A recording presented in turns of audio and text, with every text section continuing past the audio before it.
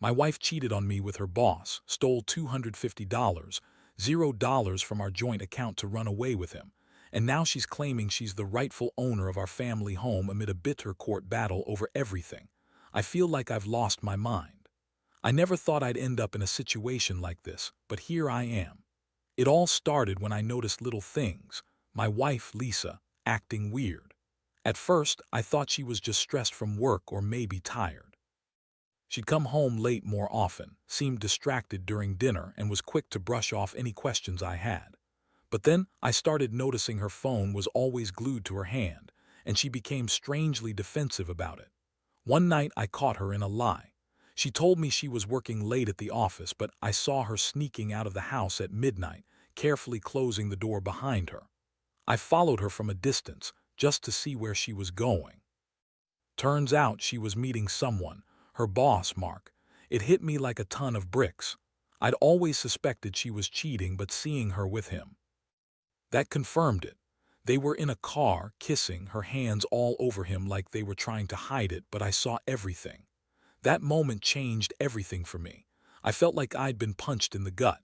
I didn't want to believe it at first, but I couldn't deny what I saw. The woman I married, the woman I loved, was cheating on me with her boss. And then I remembered the money. We had a joint account, and I'd been noticing strange withdrawals lately. Small amounts at first, then suddenly, hundreds of thousands of dollars gone. I didn't think much of it at the time, just assumed she was investing or paying bills. But now I wondered if she was running away with someone or maybe even planning something bigger. The next day, I decided to check the bank statements more closely. That's when I saw it 250, zero missing from our account. It was gone in a matter of weeks, transferred to some account I'd never heard of.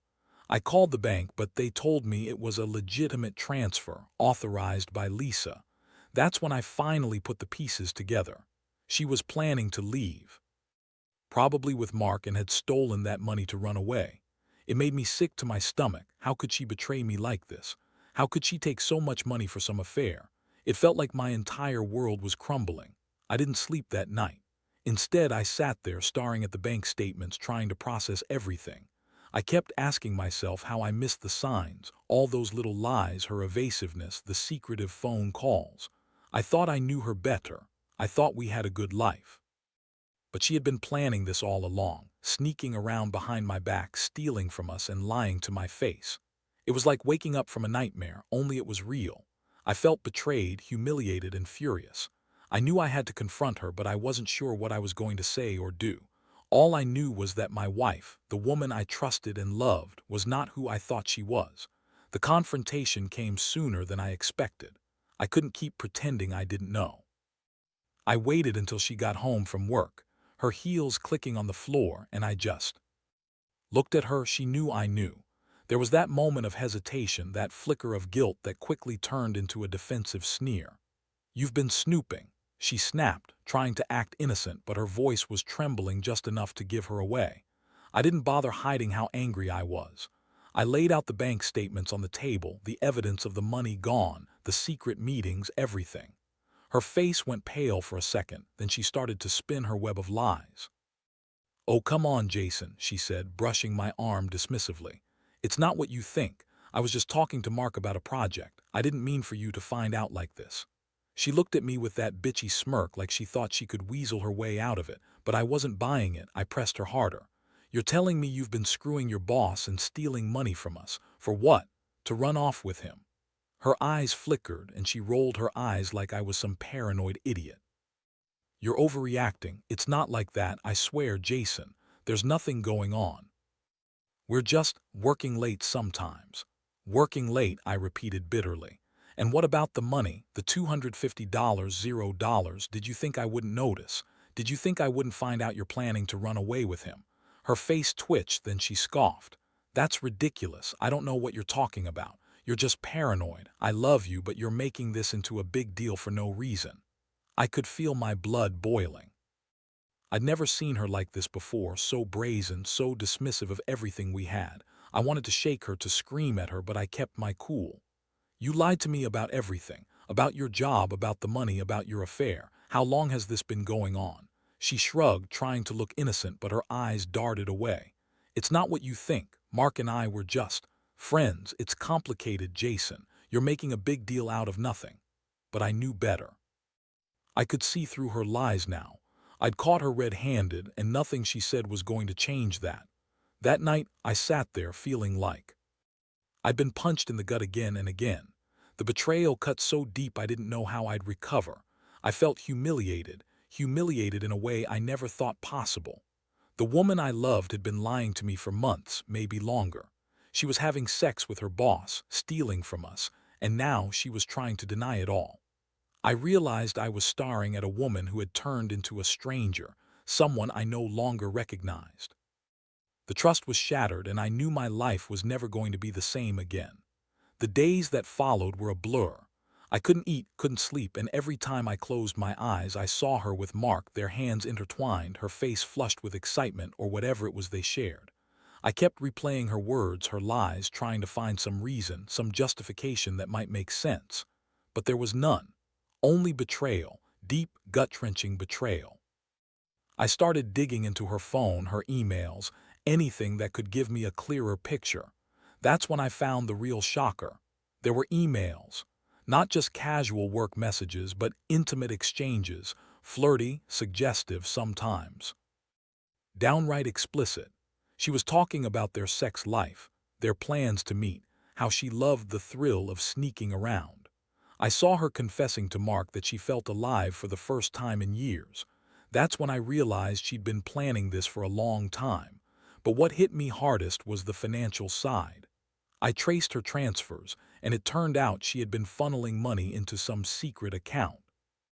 I hired a private investigator, and he confirmed she'd withdrawn that $250, $0 in cash, and transferred it into an offshore account. She planned to disappear with Mark with all that money and leave me holding the bag. I felt a rage I'd never experienced before. How could she do this? How could she betray me, our life together, everything we built? I was furious, not just at her, but at myself for not seeing the signs earlier. She'd been so good at hiding it, so convincing when she lied. And now the truth was out, and I was left with a wreckage of a life I no longer recognized. I confronted her again, this time more forcefully. I told her I knew everything about her affair. The money, the plans to run away. Her face twisted into a sneer.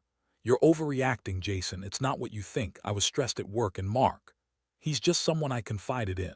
You're making this into some big drama, but it's not like I'm leaving you. I swear I love you. I looked at her, that bitchy smile on her face, and I knew she was lying. She'd been lying from the start. The woman I'd trusted, the woman I thought was my partner, was now just a stranger. She was trying to manipulate me, to gaslight me into thinking I was the crazy one. But I was. I knew the truth, and it was ugly. That night I sat alone in our living room, staring at the wall. My mind was racing. I felt so hurt, so betrayed, that I didn't know what to do anymore. I was angry at her, yes, but also at myself for not seeing it sooner. How could I have missed all the signs? How could I have loved someone so deeply only to find out she'd been lying all along? Part of me wanted to fight for her, to believe her innocent, to pretend it was all a mistake. But deep down, I knew this was more than a mistake. It was a betrayal that changed everything. I had to make a choice. Do I fight for this marriage, or do I walk away? The pain was overwhelming, and I didn't have the answer yet. All I knew was that my life was about to change forever. Over the next few days, everything felt like a nightmare I couldn't wake up from. I kept going over everything: her lies, the emails, the money. It was like I was stuck in some twisted reality where the woman I loved had been a complete stranger all along. Every time I looked at her, I saw that sneer, that fake smile she put on when she was trying to convince me she was innocent. It made my stomach turn. I finally decided I couldn't just sit around waiting for her to come clean or for the truth to come out on its own. I started making plans. I contacted a lawyer about the house, the money, and what rights I had. I knew she was claiming ownership of our home, but I wasn't going to let her get away with it.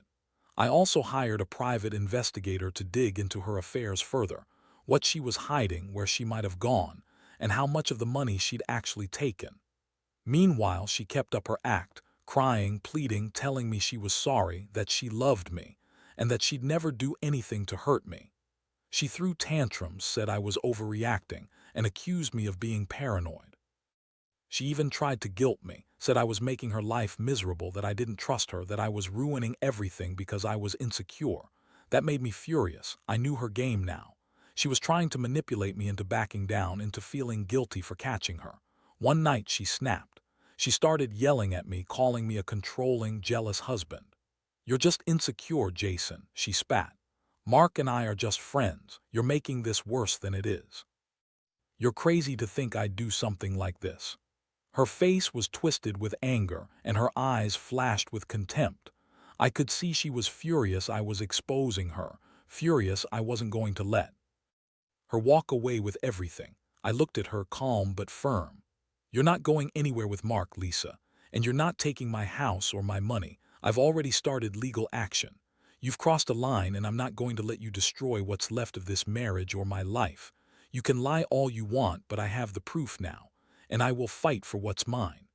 She sneered at me, but I saw the flicker of fear in her eyes. That's when I knew I'd hit a nerve. She'd been so confident, so manipulative, but now she realized I was serious. I was done playing her game.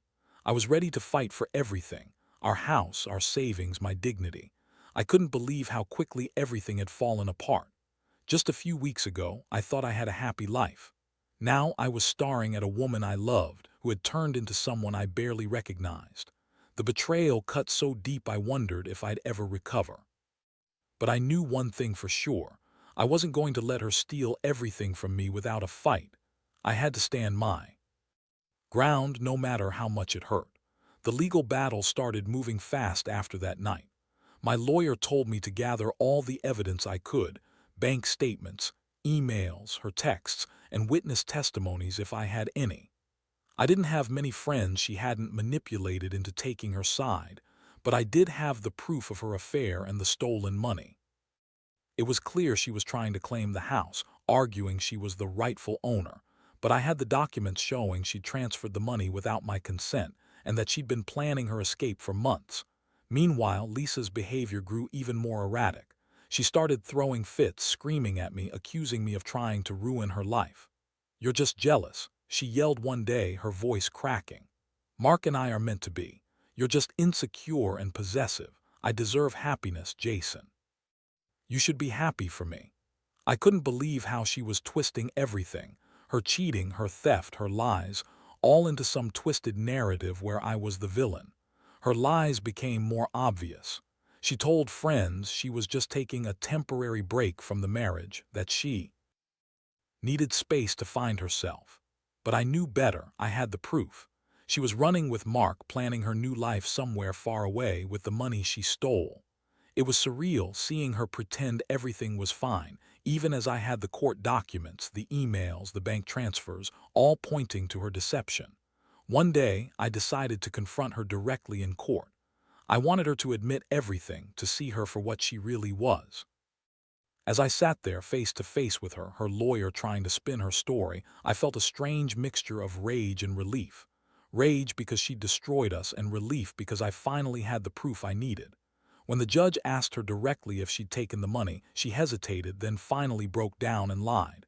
But I had the emails. I had the bank statements. I had everything.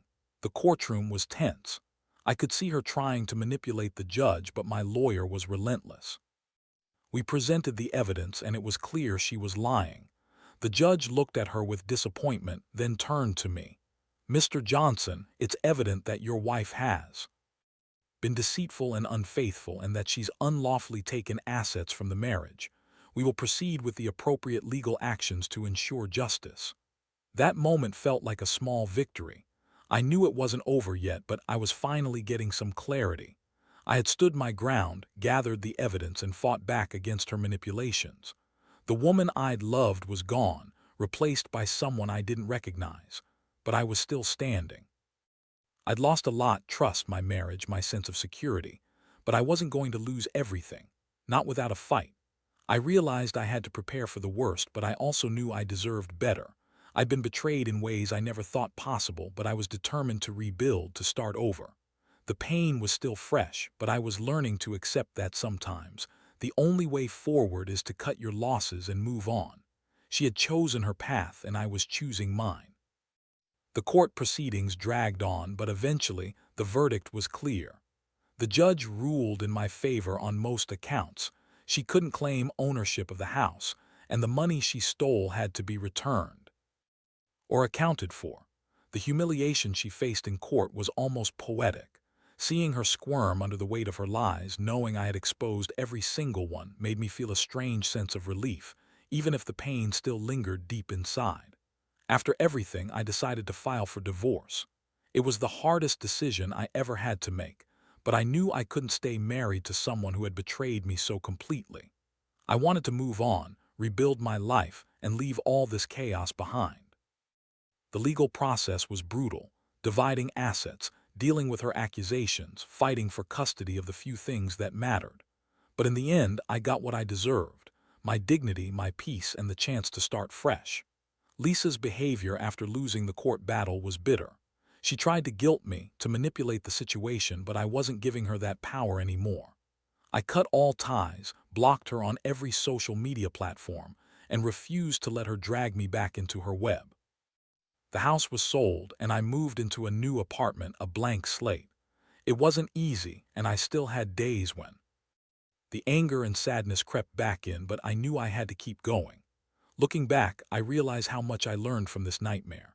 Trust is fragile, and sometimes people hide who they really are behind a mask of charm and lies. I learned to listen to my gut, to pay attention to the small signs I'd ignored before. Most importantly, I learned that revenge isn't about hurting someone else.